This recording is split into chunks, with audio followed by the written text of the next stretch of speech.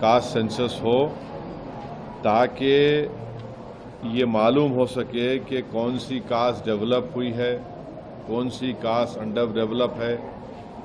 और दूसरा ये है कि फॉरवर्ड कास्ट में कितने वो लोग डेवलप हुए, कितने उसमें डेवलप नहीं हुए हैं।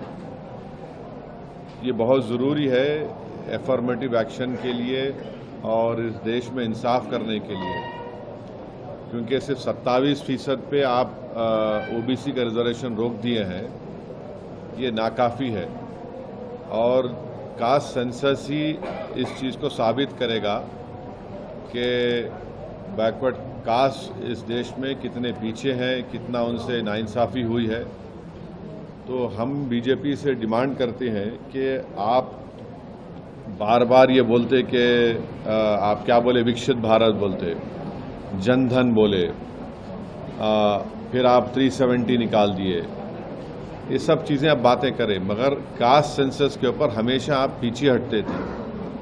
और जब कास्ट सेंसस का डिमांड शुरू हुआ तो खुद प्राइम मिनिस्टर और बीजेपी के बड़े बड़े लीडर्स बोले कि बटेंगे तो कटेंगे, और इस तरह की वाहियात बातें होती थी।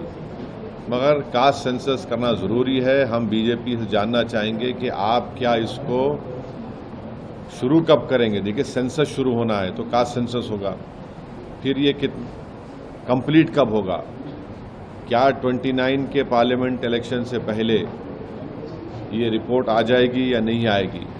और साथ ही साथ ये है कि बीजेपी हमेशा बोलती पसमानदा मुसलमान।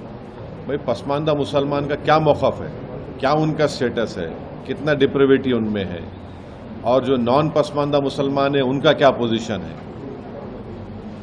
और तेलंगाना की हुकूमत, जो रेवंत रेड्डी सीएम है, उन्होंने यहाँ पर कास्ट सेंसस किया, जिससे मालूम हुआ कि 56.32% तेलंगाना में बैकवर्ड कास्ट का पॉपुलेशन है। और रेजोल्यूशन भी पास हुआ कि तेलंगाना में बैकवर्ड क्लास का रेजोल्यूशन 42% होना चाहिए।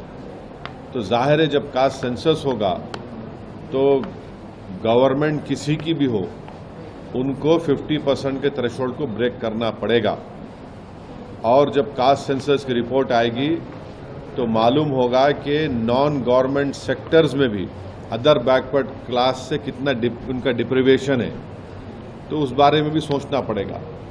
तो एफर्मेटिव एक्शन की बहुत ज़रूरी है। और ये जो नारा काशीराम ने दिया था कि जिसकी जितनी आबादी उतनी उसकी भागीदारी, ये इसको प्रैक्टिकली इम्प्लीमेंट करना है ज़रूरी है हमारे भारत देश में।